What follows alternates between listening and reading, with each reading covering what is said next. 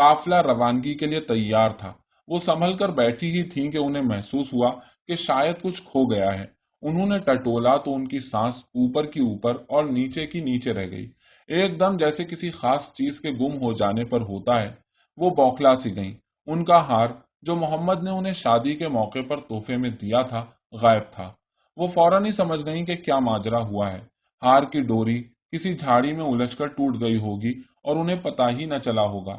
من کے مٹی میں بکھر گئے ہوں گے۔ انہوں نے سوچا اگر وہ پھرتی سے کام لیں تو ابھی قافلے کی روانگی میں وقت ہے اور وہ کھویا ہوا ہار ڈھونڈ نکال سکتی ہیں۔ وہ کسی کو بتائے بغیر پالکی سے اتری اور الٹے قدموں گمشدہ ہار تلاشنے چل پڑیں۔ جس قدر پھرتی عائشہ نے دکھائی تھی، انہیں من کے تلاشتے اتنی ہی دیر لگی۔ ظاہر ہے صبح پاؤ پھوٹنے سے پہلے کے اندھیرے میں جھاڑیاں ایک سی ہی معلوم ہوتی تھیں۔ پھر جب مطلوبہ جگہ پر پہنچ بھی گئیں تو جھاڑ پھونس تلے ریت میں ایک ایک موتی تلاشنا جھنجلا دینے کو کافی تھا۔ خیر جب وہ جھاڑ اکھاڑتی، ریت میں ٹٹولتی، انگلیوں کو زخمی کر بیٹھی تو من کے پورے ہو گئے۔ فوراً ڈوری میں پروئے اور واپس ہو لیں، لیکن کیا دیکھتی ہیں کہ قافلے کا نام و نشان بھی نہیں ہے۔ وہ آگے بڑھ چکے تھے اور عائشہ صحرا کے وسط میں تنہے تنہا پیچھے رہ گئی تھی۔ ایسا کیوں کر ہوا یہ سمجھ میں آتا ہے۔ ان کی خادمہ جو کہ ایتھوپیائی باندی تھی، اس نے عائشہ کو اونٹ کی پالکی میں سوار ہوتے تو دیکھا، لیکن جب وہ ہار ڈھونڈنے نکلی تو کسی کی نظر میں نہ آ سکی۔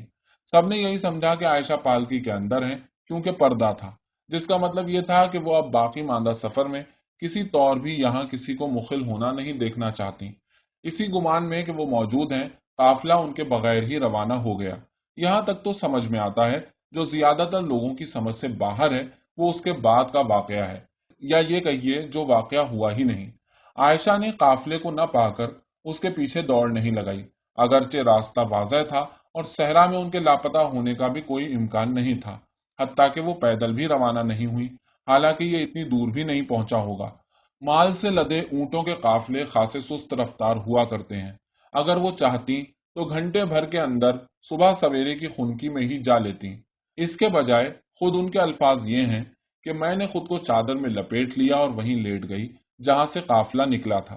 میں جانتی تھی کہ جب وہ مجھے اپنے ساتھ نہیں پائیں گے تو ضرور ہی ڈھونڈتے ہوئے یہاں واپس آئیں گے۔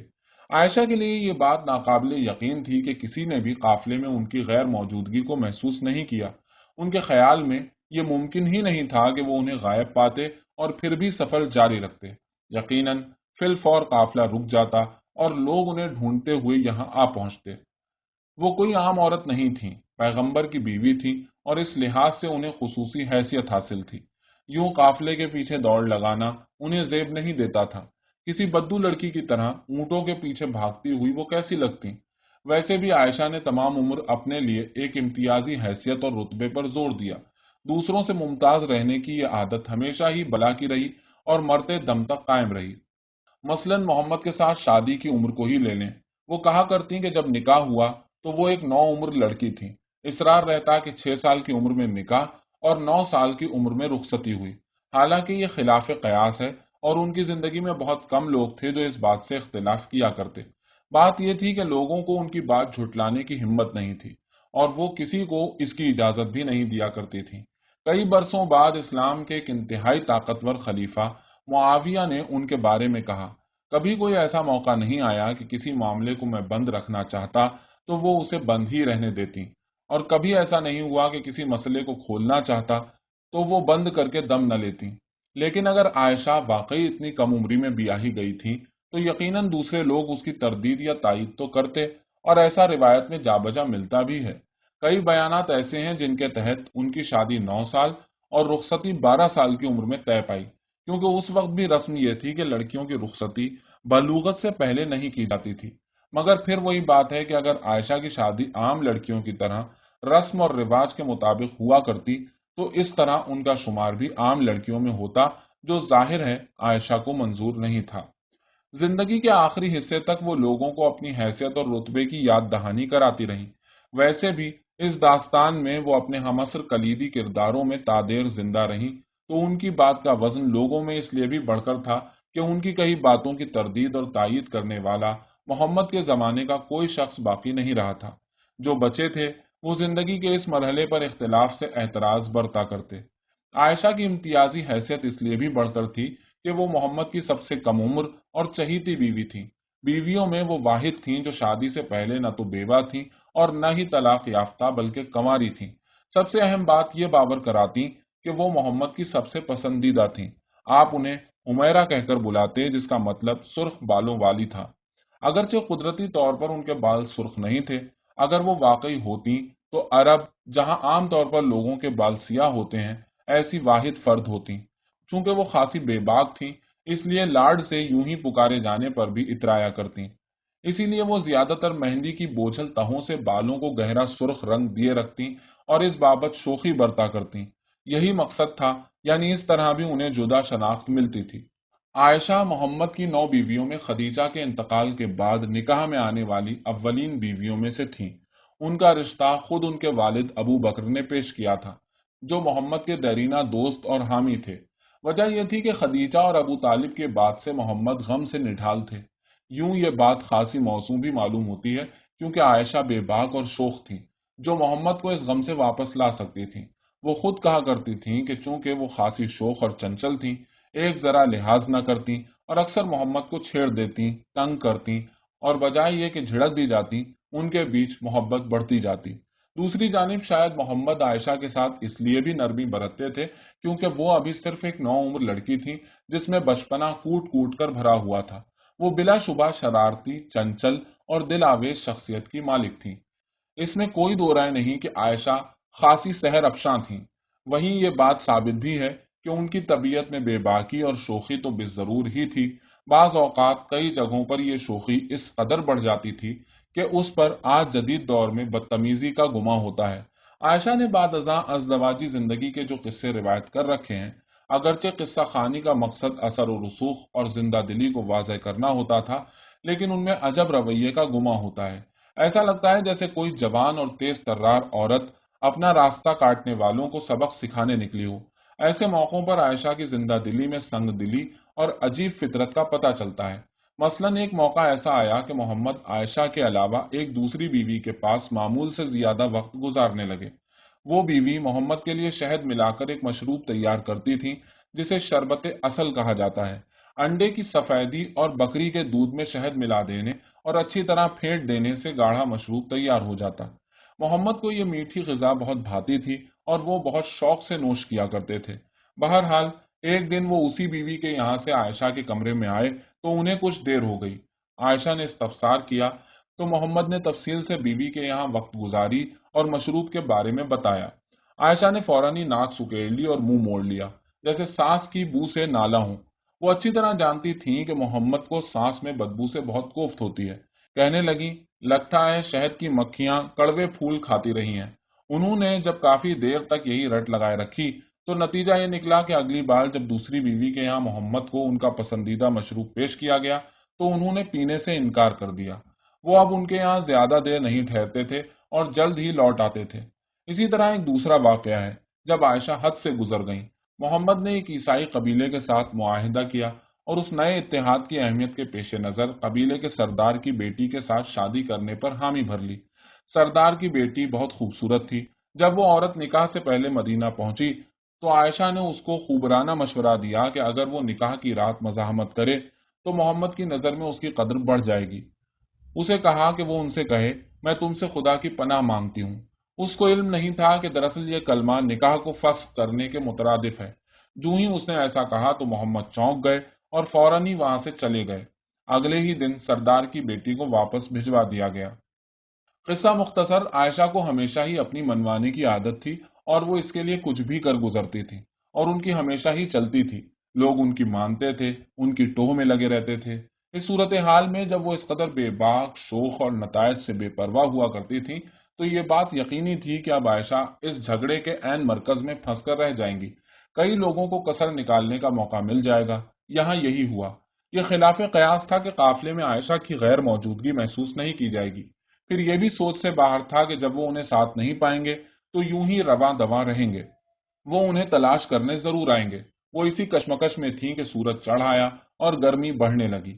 انہوں نے کیکر کے ایک درخت کے سائے تلے پناہ لی اور انہی سوچوں میں پریشان رہیں۔ یقیناً وہ جان لیں گے اور جب وہ جان لیں گے تو کوئی نہ کوئی انہیں لینے ضرور آئے گا۔ वैसे भी उनका यूं काफिले के पीछे जाना मुनासिब नहीं था। वो मोहम्मद की पसंदीदा तरीन बीवी थी। क्या वो काफिले के ऊंटों के पीछे एक बद्दू चरवाहों की लड़की की मानिंद भागती हुई अच्छी लगती? खैर, बिलाखिर एक शख्स आ ही गया। जैसा कि आयशा का ख्याल था, उसे आपकी तलाश के लिए नहीं भेजा गया था, बल्कि उसका तो यहां से इत्तफाकिया गुजर हुआ।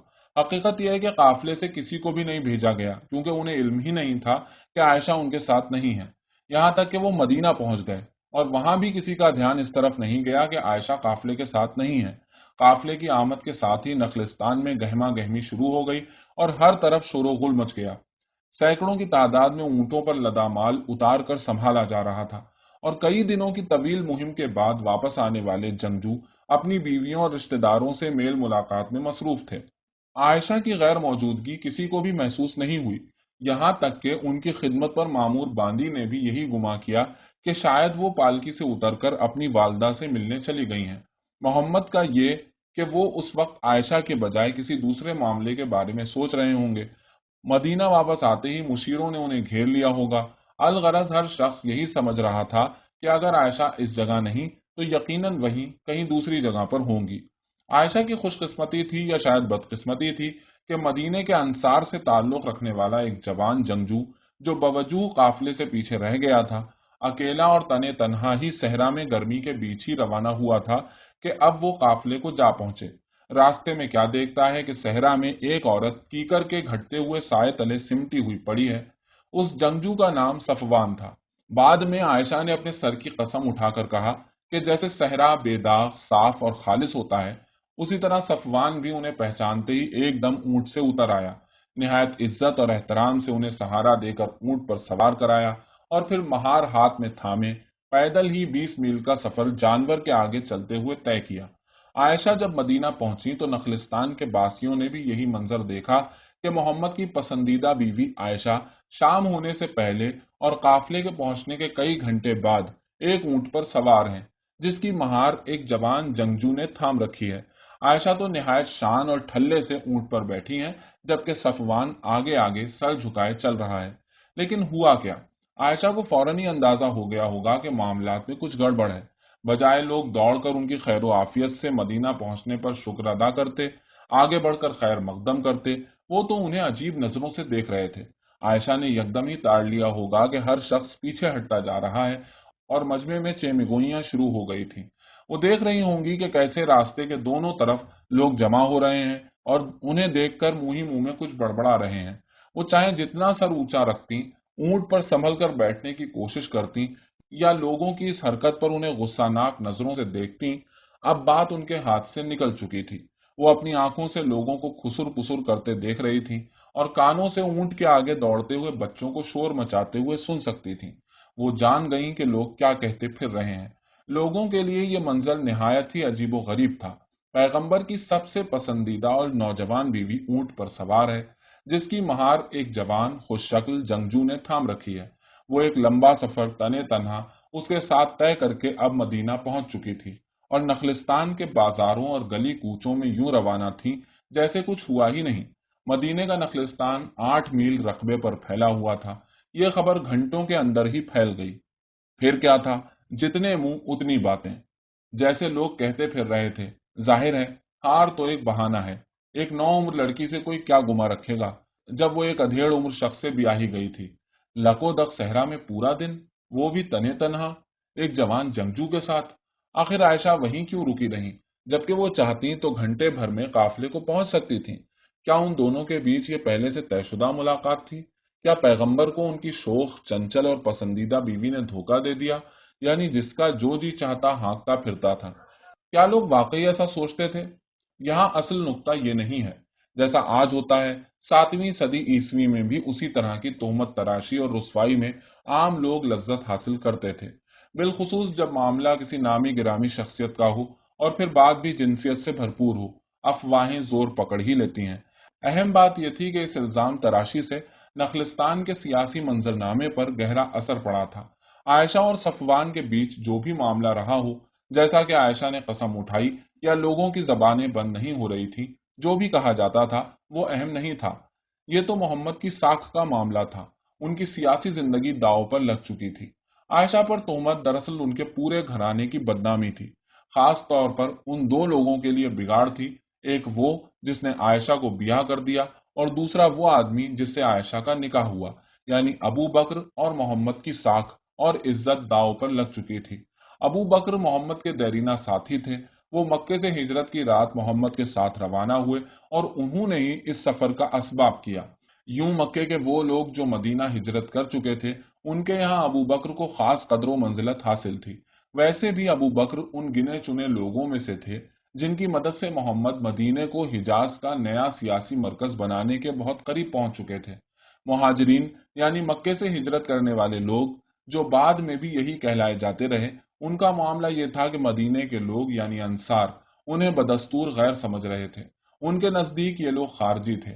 अगरचे अंसार बावजूद उनकी इज्जत करते थे, लेकिन अंदर ही अंदर उन्होंने मुहाजिरीन को कबूल नहीं किया था। मदीने की अक्सरियत मुहाजिरीन से खामखा की बैर रखती थी। उनका ख्याल यह था